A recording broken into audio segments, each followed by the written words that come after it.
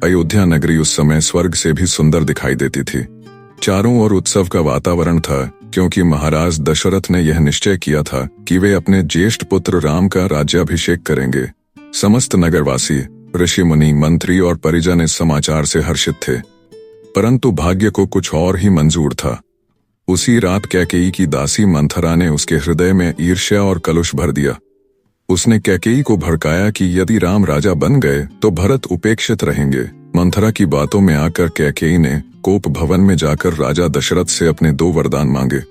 पहला यह कि भरत का राज्याभिषेक हो और दूसरा यह कि राम को 14 वर्ष का वनवास दिया जाए। साथ ही कैकेयी ने यह भी कहा कि राम राजसी आभूषण और ठाट बाट त्याग कर गेरुए वसन धारण करेंगे, जटा बांधेंगे और वन में निवास करेंगे। राजा दशरथ यह सुनकर मूर्छित हो गए। वे रोते गिड़गिड़ाते कैकेयी से विनती करने लगे, परंतु कैकेयी अडिग रही। धर्मबद्ध दशरथ को अपनी प्रतिज्ञा का पालन करना पड़ा। श्री राम ने पिता की व्यथा और माता कैकेयी की कठोर शर्तों को बिना किसी संकोच के हर्षपूर्वक स्वीकार कर लिया और वनवास जाने की तैयारी में लग गए। राम सीधे माता कौशल्या के भवन पहुंचे।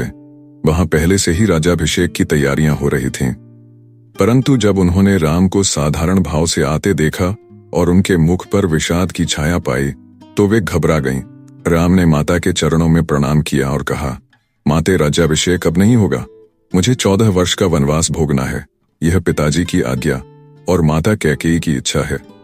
मैं प्रसन्न हूं क्योंकि यही मेरा धर्म है। कौशल्या रो पड़ी।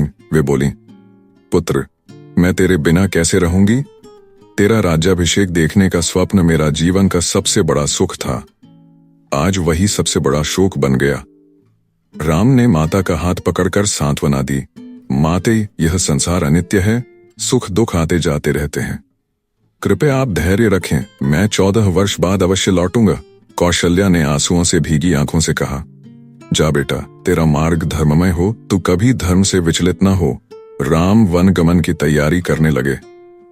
कैकेयी ने अपने कोष से गेरुए वसन निकाले और उन्हें राम, सीता और लक्ष्मण को दिया। राम ने सहज भाव से वे वस्त्र धारण कर लिए। लक्ष्मण ने भी उसी क्षण अपने सिर पर जटा बांधी और गेरुआ वसन पहन लिया। जब सीता के सामने वे वसन रखे गए तो महल की दासियां रोने लगीं। वे कहने लगीं, हाय हमारी रानी, जो सोने रत्नों से सजी रहती थीं, आज साधारण गेरुआ वसन पहनेंगी। किंतु सीता के मुख पर दृढ़ता और आनंद था। उन्होंने प्रसन्न स्वर में कहा, ये वसन मेरे लिए आभूषणों से भी श्रेष्ठ है। यदि मेरे स्वामी बन जाएंगे तो मेरा स्थान भी वहीं है। महल मेरे लिए व्यर्थ है यदि राम मेरे साथ नहीं है। राम ने बहुत समझाया, सीते, वन का जीवन कठिन है। वहां कांटे हैं, पशु हैं, कष्ट है। तू वहां कैसे रह सकेगी? सीता ने दृढ़ स्वर में कहा, स्वामी, यदि आप मेरे साथ हैं तो वन मेरे लिए स्वर्ग है, और यदि आप मुझे छोड़कर जाएंगे तो महल मेरे लिए नरक बन जाएगा। मुझे कृपा कर अपने साथ ले चलिए। राम ने सीता की दृढ़ता के आगे सिर झुका दिया। लक्ष्मण का हृदय रोष से भरा हुआ था। उन्होंने कहा, भैया, यह अन्याय है। यदि आप चाहें तो मैं अभी कैकेयी और उसके साथियों का वध कर दूं और राज्य आपके चरणों में अर्पित कर दूं। राम ने स्नेह से उनका हाथ पकड़ा और कहा, भैया, यह हमारे कुल का धर्म नहीं है। हम किसी का वध करके राज्य प्राप्त नहीं कर सकते। पिता की आज्ञा हमारे लिए सर्वोपरि है। लक्ष्मण की आंखों से आंसू बह निकले। वे बोले, यदि आप वन जाएंगे तो मैं भी आपके साथ चलूंगा। चाहे कांटे हों या कष्ट, मैं सब सह लूंगा। परंतु आपको अकेला छोड़कर मैं जीवित नहीं रह सकता।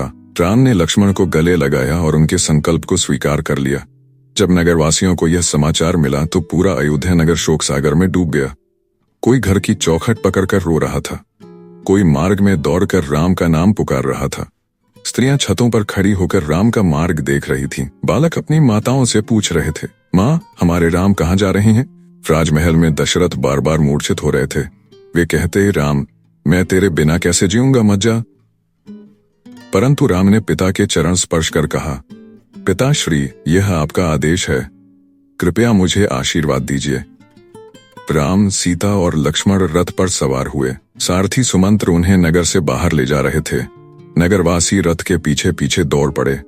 हर कोई निवेदन कर रहा था, राम, हमें छोड़कर मत जाइए। राम के नेत्रों में करुणा छलक रही थी, परंतु वे धर्म से विचलित न हुए। रात होने पर प्रजाजन थक कर लौट गए। सुमंत्र ने रथ को अंधकार में मोड़कर उन्हें अलग किया। राम का रथ अयोध्या से दूर निकल गया। मार्ग में गांव गांव से लोग उन्हें देखने के लिए दौड़ते। किसान खेत छोड़कर आ गए। ये स्त्रियां व्रत करके उन्हें आशीर्वाद देने लगीं। हर किसी के हृदय में शोक था। राम सबको प्रणाम करते और कहते, आप लोग धैर्य रखें, 14 वर्ष बाद मैं लौट आऊंगा। कुछ दिनों बाद राम गंगा तट पर पहुंचे। वहां निषाद राजगुह पहले से प्रतीक्षा कर रहा था। जैसे ही उसने राम को देखा, वह दौड़कर उनके चरणों में गिर पड़ा। आंसुओं से भरे नेत्रों से बोला, प्रभु, मेरा जीवन धन्य हो गया। आज मुझे अपने राम के चरण छूने का अवसर मिला। राम ने उसे उठाकर गले लगाया और कहा, गुह, तू मेरा अपना है, तेरा प्रेम मेरे लिए अनमोल है। गुह ने अपने अनुचरों से पर्णकुटी बनवाई और कहा, प्रभु, आप मेरे घर पधारिए, महलों में न सही, आज मेरे राज्य में विश्राम कीजिए। राम ने कहा, गुह, हमें वनवासी व्रत निभाना है, हम भूमि पर ही विश्राम करेंगे। गुह की आंखों से आंसू बह निकले। उसने धनुष बाण लेकर स्वयं रात भर पहरा दिया। प्रभात हुआ। राम, सीता और लक्ष्मण को गंगा पार करनी थी। गुह ने नाविक केवट को बुलाया। केवट आकर बोला, नाथ, मैं आपको बिना चरण धोए नाव पर नहीं चढ़ा सकता। सुना है आपके चरणों की धूली से पत्थर भी स्त्री बन गया था, कहीं मेरी नाव भी स्त्री न बन जाए। राम मुस्कुराए। केवट ने पाट लाकर राम, सीता और लक्ष्मण के चरण धोए। उस जल को उसने अपने सिर पर छिड़का और अपने परिवार को भी दिया। फिर उसने प्रेम पूर्वक उन्हें नाव में बैठाया। गंगा की लहरें मानो उन्हें प्रणाम कर रही थीं। जब गंगा पार हो गई तो सीता ने अंगूठी देकर पारिश्रमिक देना चाहा, परंतु केवट बोला, मां, मैं सेवक हूं, सेवक वेतन नहीं लेता। जब प्रभु भवसागर से पार लगाएंगे तब मुझे भी पार लगा दीजिए। राम ने उसे गले लगाया और आशीर्वाद दिया। राम ने सुमंत्र से कहा, सारथी, अब तुम अयोध्या लौट जाओ।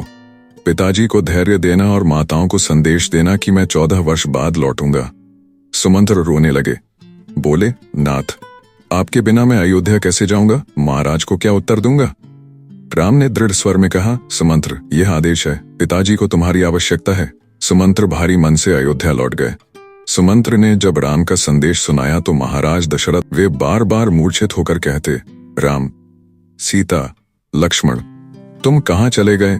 मैं तुम्हें खोकर कैसे जीऊंगा? अयोध्या नगर शोक से भर गया। स्त्रियां और बच्चे विलाप करने लगे।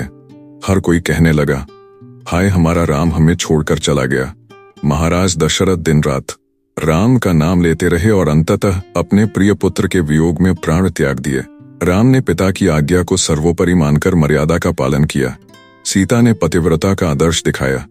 लक्ष्मण ने भ्रातृ प्रेम और सेवा का अनुपम उदाहरण प्रस्तुत किया। गुह ने भक्ति का स्वरूप दिखाया और केवट ने समर्पण और श्रद्धा का अद्वितीय आदर्श दिया।